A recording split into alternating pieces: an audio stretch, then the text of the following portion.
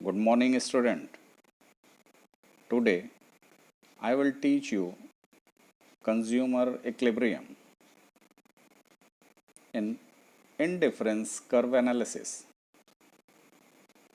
In previous class, I have taught you consumer equilibrium in utility analysis. We know that there are two types of utility. First is cardinal approach and second is ordinal approach. Ordinal approach, also called indifference curve analysis. So come on the topic. What is indifference curve analysis? Its definition is, it is an alternative combination of consumption of two goods which give us same level of satisfaction. मतलब क्या कहना चाहता है ये? तो indifference curve दो commodities का एक कॉम्बिनेशन होता है जो हमें हर कॉम्बिनेशन में सेम सेटिस्फैक्शन देता है। क्लियर है? अब आते हैं, इसके कुछ अजम्पशंस हैं इंडिफरेंट कर्व के। वो अजम्पशंस क्या हैं? Money income of the consumer is given and does not change, यानी कि जो कंज्यूमर का इनकम है वो गिवन होएगा और उसमें कोई चेंजेस नहीं होंगे। Second assumption is price of two goods are given and remain constant. मतलब यहां पर ये कहना चाह रहा है कि इंडिफरेंस कर्व में टू गुड्स होते हैं और उन टू गुड्स के प्राइस जो होते हैं वो दिए होते हैं और उसमें चेंजेस नहीं होते हैं।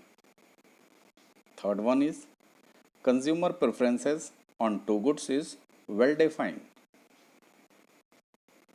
तो ये जो टू गुड्स हैं जिसको इंडिफरेंस कर्व एनालिसिस में हम देखते हैं, तो उसमें कंज्यूमर की प्रेफरेंसेस होती हैं और वो जो कंज्यूमर के प्रेफरेंसेस होंगे कि उन टू गुड्स में फर्स्ट गुड को कितना कंज्यूम करना है, सेकंड गुड को कितना कंज्यूम करना है, या कौन सा गुड्स को हमको किस मात्रा में कंज्यूम करना है, ये प्रेफरेंसेस जो होते हैं वो दिए होते हैं। क्लियर है? And last fourth one is the consumer is driven by monotonic preferences और more of good provide more satisfaction.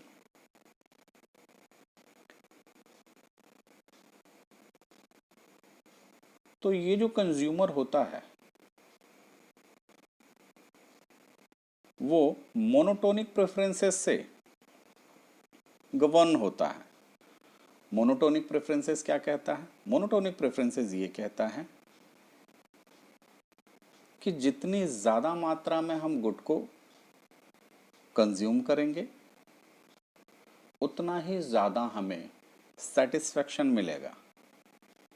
ये आगे हम ग्राफ में और डिटेल में बताएंगे। ओके, अब आते हैं, ये इंडिफरेंस कर्व में बताया क्या जाता है? तो इंडिफरेंस कर्व में ये बताया जाता है कि यहां पर कंज्यूमर के पास टू गुड्स हैं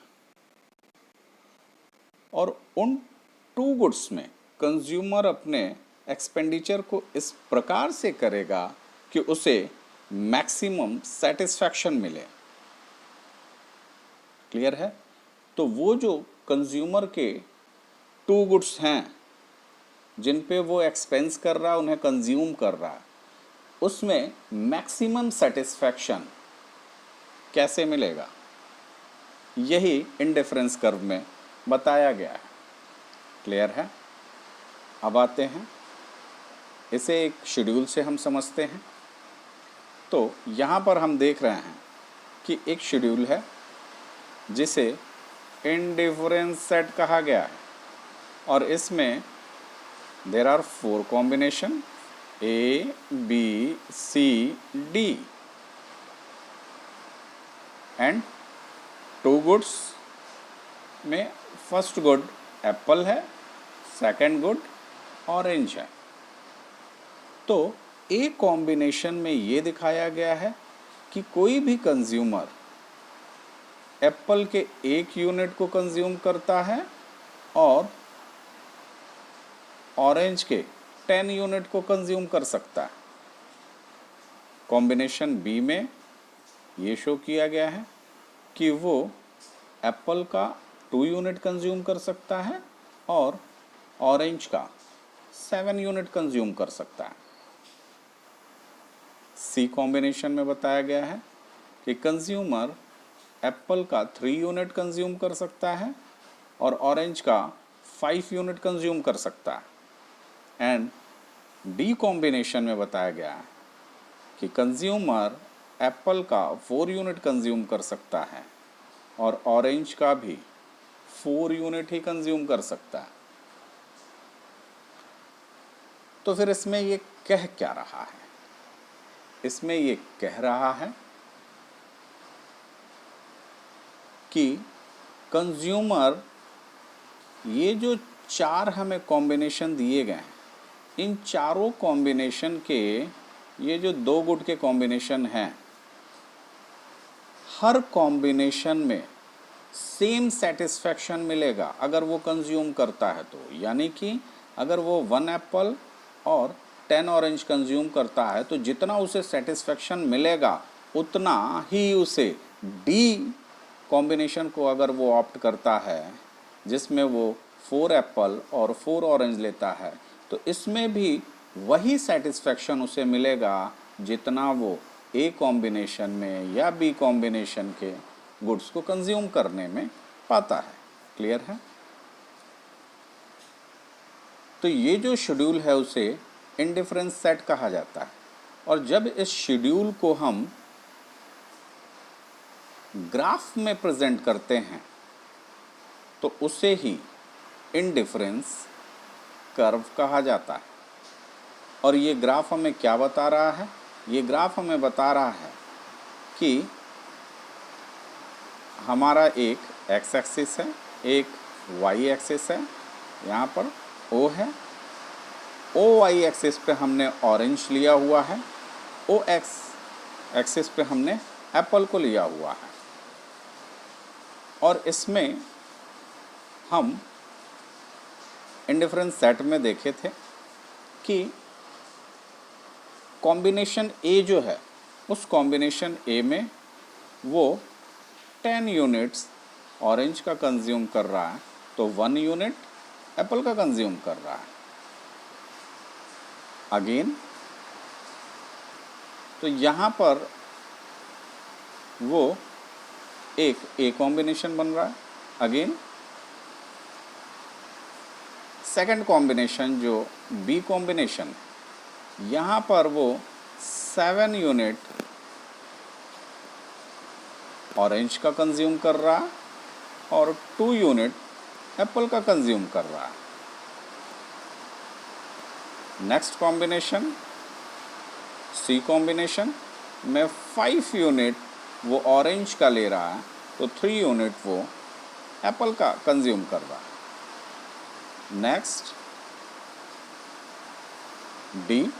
डी में वो 4 यूनिट ऑरेंज ले रहा है और 4 एप्पल ले रहा है। तो ये जो कॉम्बिनेशन का एक सेट हमें मिल रहा है ए बी सी डी, हर कॉम्बिनेशन में हमें इक्वल लेवल ऑफ सेटिस्फैक्शन मिलेगा।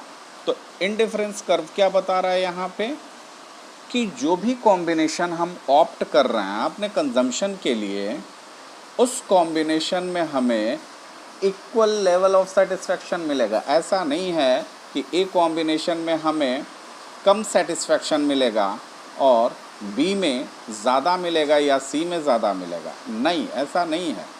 हर एक कॉम्बिनेशन में कंज्यूमर को कंज्यूम करने से इक्वल लेवल ऑफ सेटिस्फैक्शन मिलेगा। तो इंडिफरेंस कर्व में टू गुड्स के अल्टरनेटिव यूजेस से मिलने वाले सेटिस्फैक्शन को ही रिप्रेजेंट किया जाता है। क्लियर है? अब आते हैं, ये जो हमारा इंडिफरेंस कर्व है इसकी कुछ प्रॉपर्टीज़ हैं। प्रॉपर्टीज़ क्या है कि ये जो इंडिफरेंस कर्व है ये डाउनवर्ड है फ्रॉम लेफ्ट टू राइट, ठीक है। और दूसरा, ये इंडिफरेंस कर्व कॉनकेव है पॉइंट ऑफ ओरिजिन से।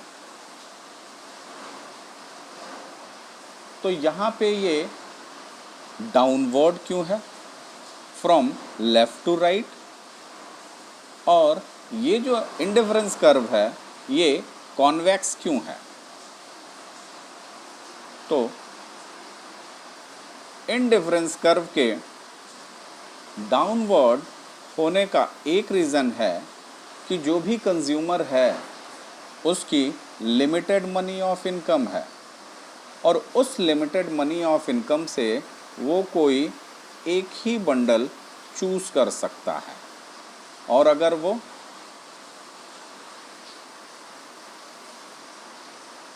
एक्स कमोडिटी को ज़्यादा कंज्यूम करता है तो वो ये बंडल चूज करेगा। अगर वो वाई कमोडिटी को ज़्यादा कंज्यूम करना चाहता है तो वो फिर ये वाला बंडल चूज करेगा, ठीक है। क्यों? क्योंकि उसके पास लिमिटेड मनी ऑफ इनकम है जिसमें वो बंडल को चूज करने में अपने मनी को ध्यान में रखेगा और उसी मनी से ही वो बंडल को चूज कर सकता है। अब आते हैं, फिर ये कॉन्वेक्स क्यों है? Point of origin. तो कॉन्वेक्स इसलिए है कि यहाँ पर marginal rate of substitution decline कर रहा है। What is marginal rate of substitution? तो इसे मैं आगे बताऊंगा। अगर पिछले वीडियो से मैं इसे समझाने की कोशिश करूं तो यही कह सकता हूं कि जैसे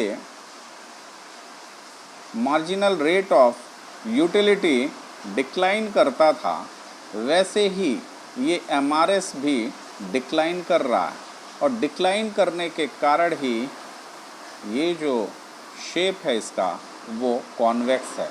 क्यों डिक्लाइन कर रहा है ये आगे बताऊंगा। क्लियर है? अब आते हैं, सेकंड प्रॉपर्टी इसकी क्या है। सेकंड प्रॉपर्टी ये कह रहा है कि ये जो कर्व है वो IC1 यहाँ पे है,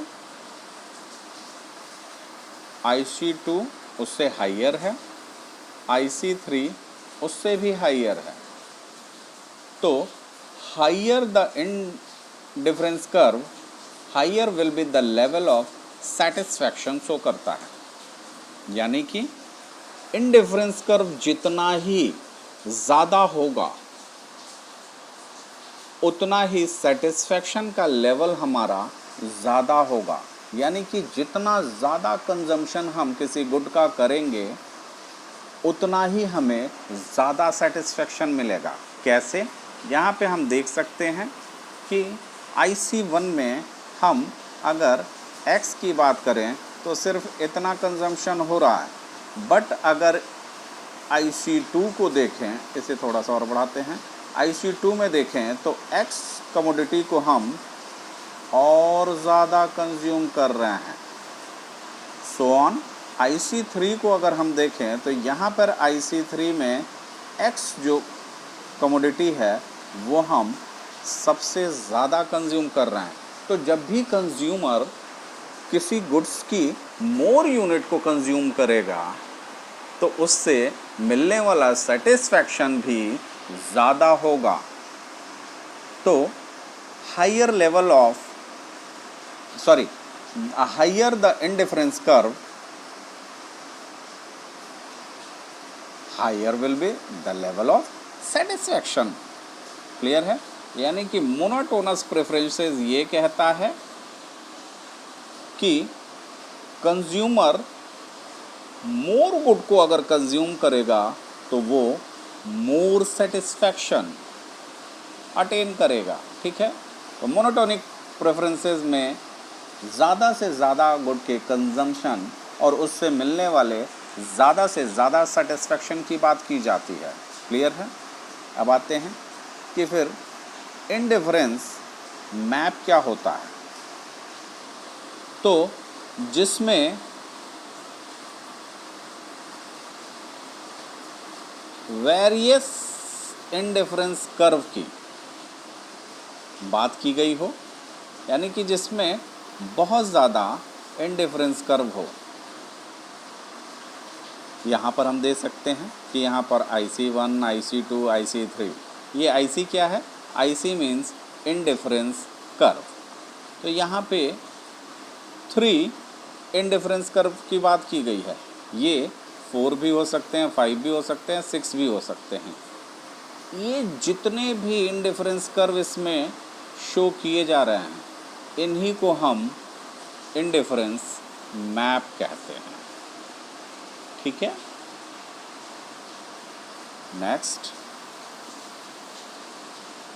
इंडिफरेंस कर्व की एक और स्पेशलिटी है कि इंडिफरेंस कर्व, अगर 2 इंडिफरेंस कर्व हैं IC1 and IC2, they do not intersect each other.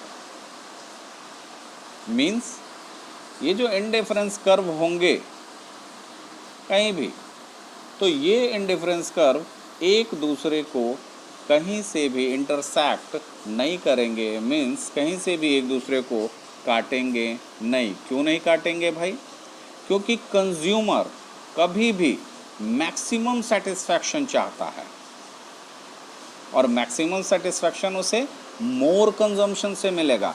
तो अगर हम ये मान लेते हैं IC1 और इसे मान लेते हैं IC2, तो IC1 का कंजम्पशन हम कर रहे हैं और देख रहे हैं कि धीरे धीरे यहाँ पे आ जा रहा है।